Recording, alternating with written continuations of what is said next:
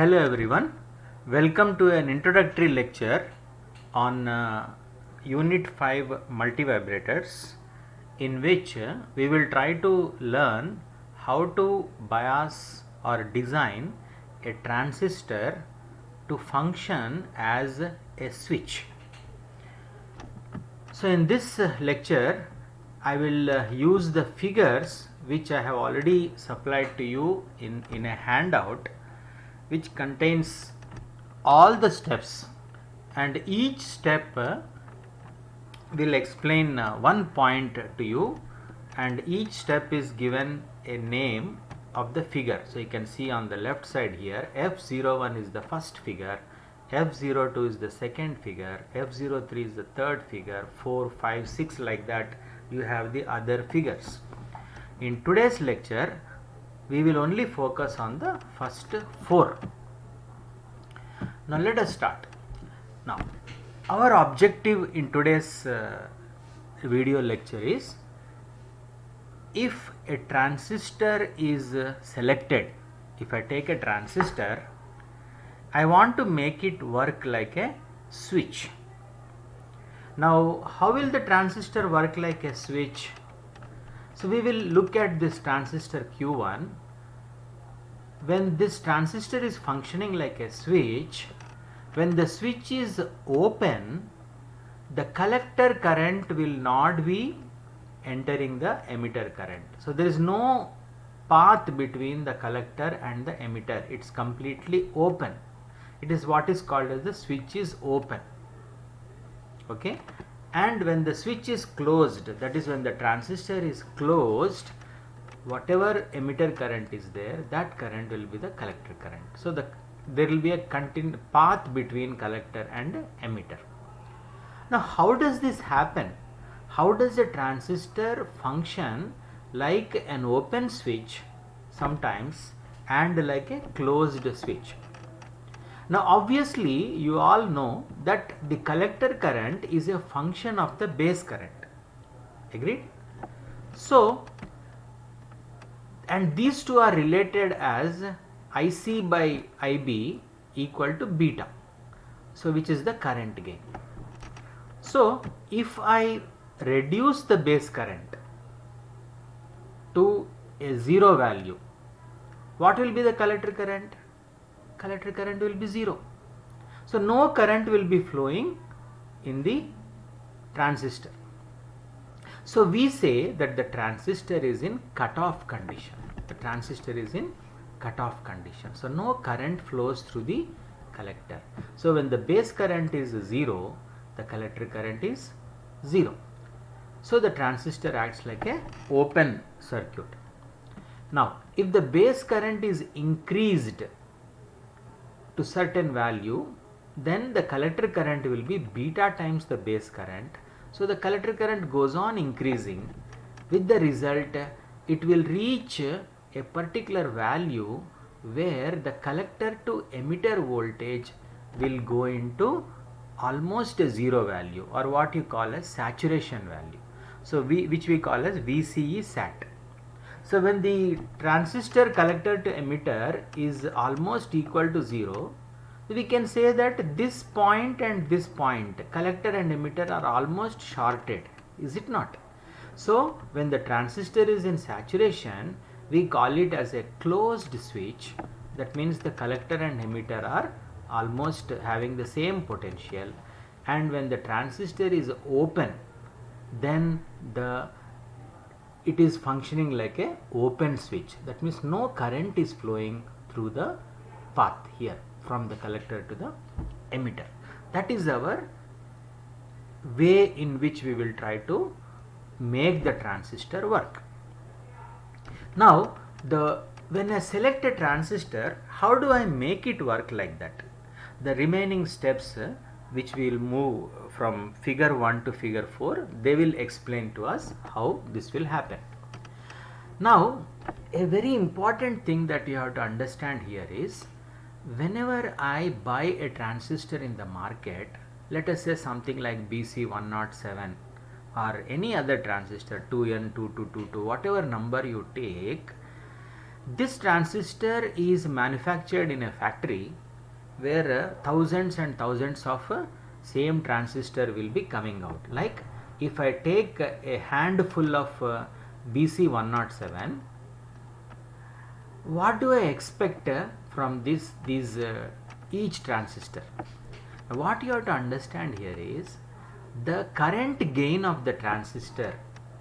If you take let us say 10 BC107s, what you will observe is the current gain beta is not constant.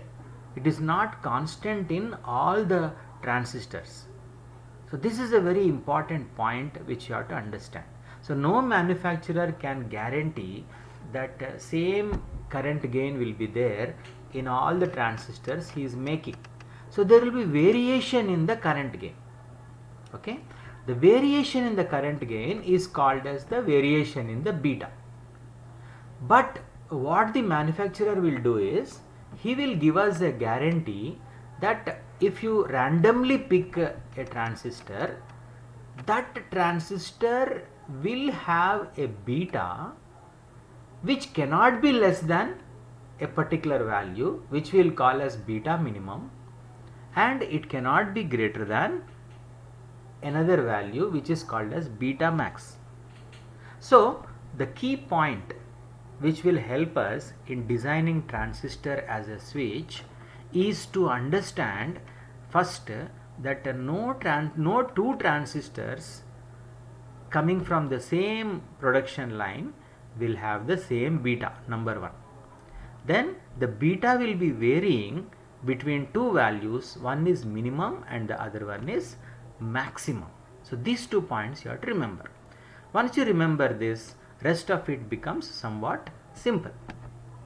So let us assume now that we are selecting a particular transistor which the manufacturer is telling us the minimum beta is 100, maximum beta is 300. So let us take like that. It can be any value. Sometimes it will be 200 to 400, 300 to 600, whatever may be the range, some range will be there.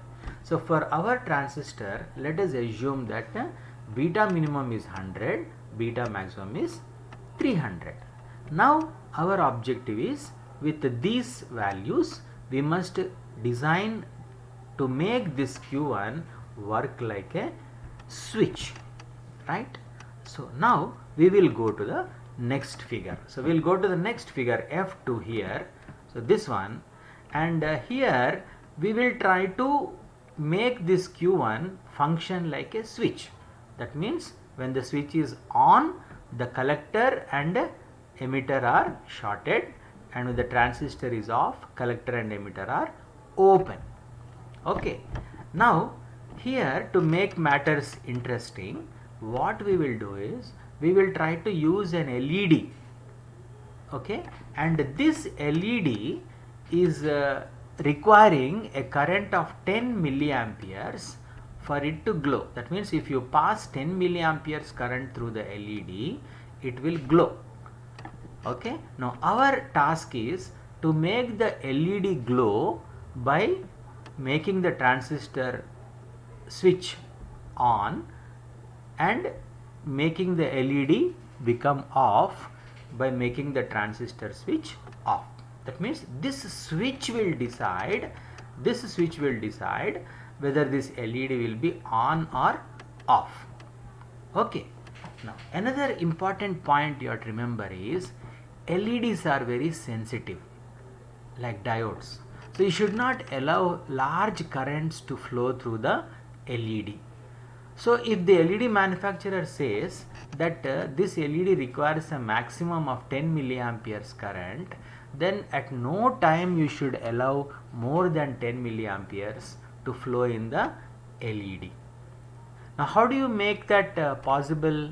You make it possible by connecting one resistor in series with the LED, which we call as RC1, because this is Q1 collector. So what is the function of this RC1? The function of this RC1 is to ensure that the LED will have a maximum current of 10 milliamperes at any given time. If it is on, it should not cross 10 milliamperes. Okay, that is the point. Now what we will do is, we will assume that this transistor, which will function like a switch very shortly, is connected to the LED in the collector, and this collector resistance, which we have to calculate now, will be making sure that the LED does not have more than 10 milliamperes current. Okay, now let us assume that we collected all this setup to a supply voltage of 20 volts. So we have used a 20 volts supply here. Now look at this circuit.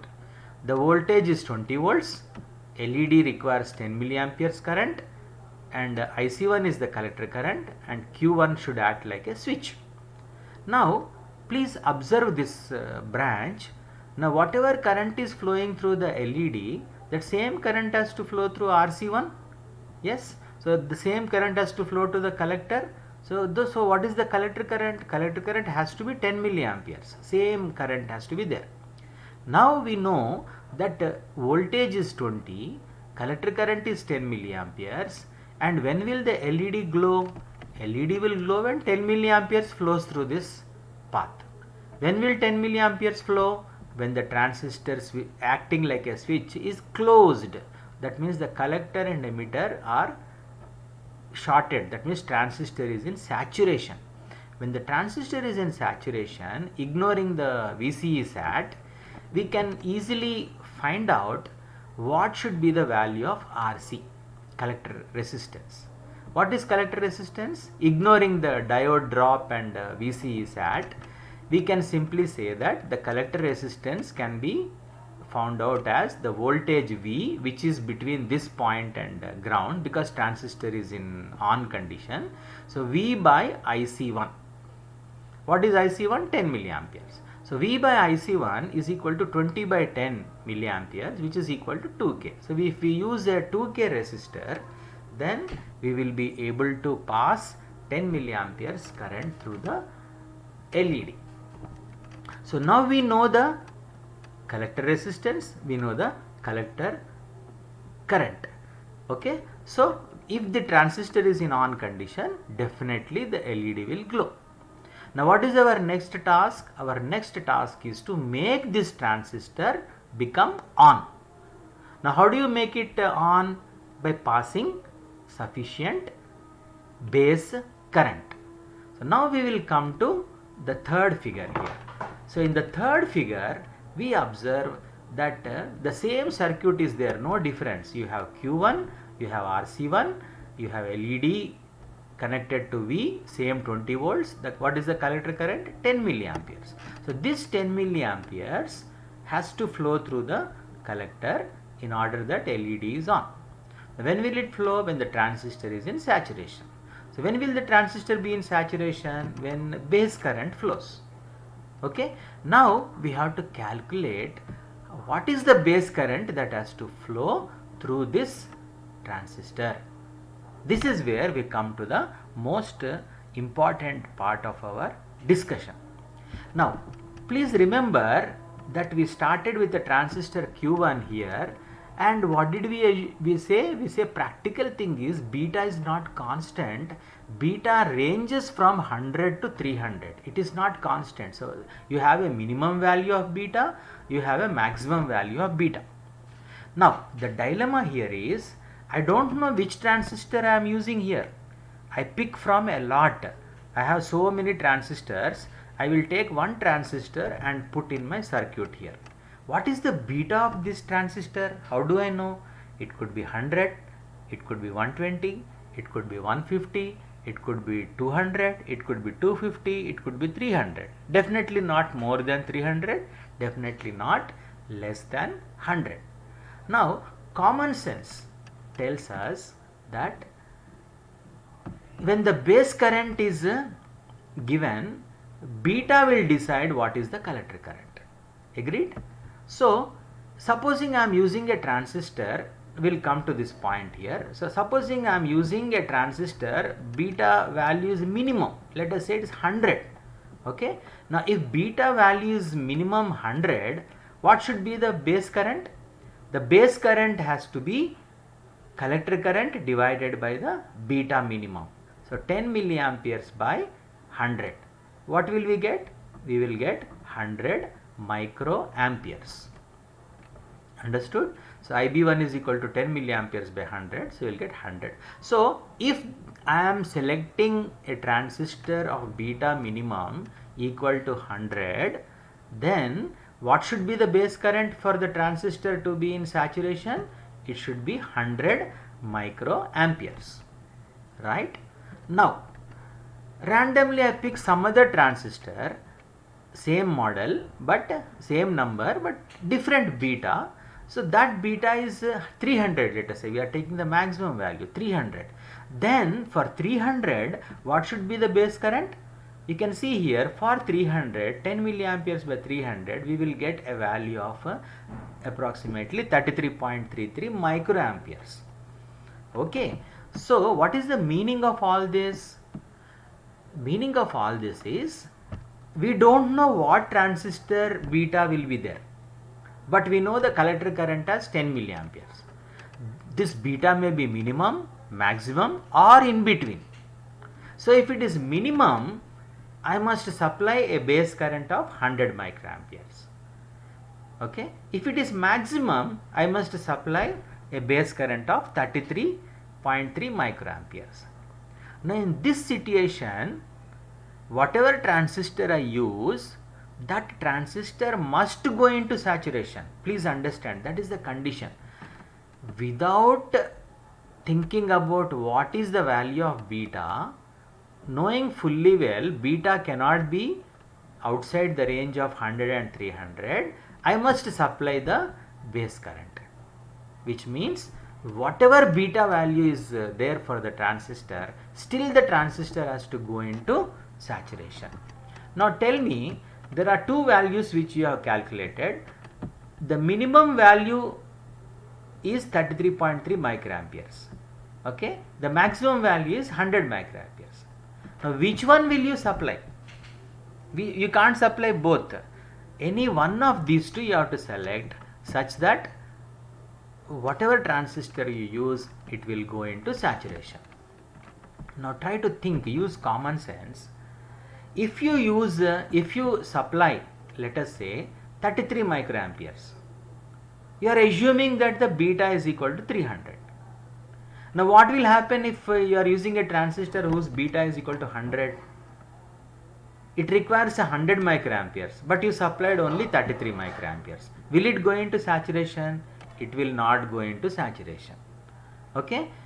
Now, if you have supplied a base current of 100 microamperes, assuming that the beta value is 100. Okay. Now what will happen if beta value is 300 for another transistor? You have supplied 100 microamperes, but it requires only 33 microamperes. So still it will go into saturation, no? So think again. If you give 100 microamperes, then the transistor will definitely go into saturation, whatever may be the value of beta. Any value, all the transistors between 100 and 300, they'll definitely go into saturation. Okay. So now what you have to understand here is the value that you have to select, what is called as IB1 saturation here. This IB1 saturation, what you are calculating is the maximum IC1, that is the collector current, whatever you want there. You should divide this with minimum value of beta. Please remember, don't by heart, don't memorize, try to understand logically. So the IC1 max divided by beta minimum will give you what is the safe IB1 saturation. But what you have to understand is, you should not give the value at the border. That means, okay, 100 is the minimum, so I will give only 100 microamperes. That is a wrong design. That is not a safe design. Okay. Normally designers, what they do is, they will usually give a base current more than whatever is the value that they have calculated. So they calculated 100 microamperes as the value of base current that will ensure all transistors to go into saturation. So they have got the value of 100 microampere, so they will select a value which is more than 100 microamperes, which means you can select IB1 to be more than 100, maybe 150, okay, depending on the situation. That you will learn by practical experience only. So will you give 100 or will you give 150, will you give 200, that we will discuss in another lecture. So let us assume that IB1 is slightly greater than 100 microamperes. Once you know the value of IB1, called it as 100 microamperes, so then what do? Your job is to make sure that 100 microamperes is flowing through the base. Now what will you do now? You will simply select the value of RB1. You know V is equal to 20 volts and this VB sat, if you assume, is 0.7, or you can ignore also. So 20 volts divided by 100 microamperes will give you the value of RB1. Okay. Now you started with the transistor, you have assumed that beta value is varying from minimum to maximum. Then you know what is the collector current required depending on the LED current. Then you selected the value of resistor RC1. Then you this is the most important thing here, beta minimum, and for both of them you calculated. With some experience, what you will do is you will simply take the minimum value, calculate the IB1 sat, and then add some more current to that and call it as the base current. Accordingly, you will calculate RB1. Okay. Now please go through the entire discussion one more time, because it's very, very important. Okay. Now once you do this, what did we achieve in this process? What we achieved is, see, the transistor is now having a base resistor, it is having a collector resistor, it's having the load LED. So if this base current is 100 microamperes or more, whatever BC107 you use, whatever brand, that same transistor you use, transistor will definitely go into saturation. Understood? It will definitely go into saturation. There is no question of transistor not going into saturation. If it is not going into saturation, either your base current is not sufficient or the beta value that you selected is wrong. So even if the beta value is wrong, if you give more current in the base, then you are ensuring that the transistor is definitely going into saturation. Is it not? That is a good design. Okay. So now we have basically completed the activity of making the transistor go into saturation. That means we know how to close the switch. We have closed this switch by ensuring 100 microamperes or more to go. Please remember, I did not calculate RB1, that you can do on your own. Now, how do I open this switch? How do I make the transistor go into cutoff? That we will see in this fourth figure. So, in the fourth figure, you can observe that for the sake of understanding, we never use like this. We are connecting between base and emitter one switch, mechanical switch. You can put a wire and test it. So once you know the values correctly, this now when the switch is open, what is the condition of Q1? Q1 is in saturation. That means you can see here at the bottom, when S1 is open, Q1 is on, switch is on. Don't look at this like a transistor. Now it's a switch, collector to emitter. The switch is on. When S1 is open, Q1 is on. Now supposing you close this, simply some button, you use one push button, you close this one, base and emitter will be shorted, so the entire current will flow through this path, no current will flow through the base, so definitely this transistor will go into cutoff. Is it not? So when the IB1 is equal to 0, then this transistor will be cut off. So Q1 will function like a switch depending on whether you are allowing base current to flow or not allowing. How are you ensuring base current to flow or not to flow? You are using a switch here. Now this switch, when you are closing, you are opening this Q1. When you are opening S1, you are closing this Q1. So just remember this thing. Now you may have a confusion. So when we are having this switch, why do you require to use a transistor as a switch? Okay, just think about it. We will answer that question in the next class. If I don't raise that discussion, somebody can ask me that question again. Okay, why can't we use a mechanical switch? Why do you go through all this trouble of making a transistor and make it work like a switch when we already have a mechanical switch? So I'll quickly summarize. We took a transistor. Transistor has a current gain which varies from minimum to maximum. You can also call it as HFE, HFE minimum, HFE maximum. To avoid confusion, I only used beta. So beta varies from minimum to maximum. So I selected a transistor, I connected it to an LED. LED current as per the rating 10 milliamperes. Then I selected the value of resistor such that only 10 milliamperes flows through the LED. Then collector current is 10 milliampere. Supply is 20 volts. So I assumed transistor is on, switch is on. So I calculated the value of RC1. I got 2K. Then I calculated in the third figure minimum and maximum currents.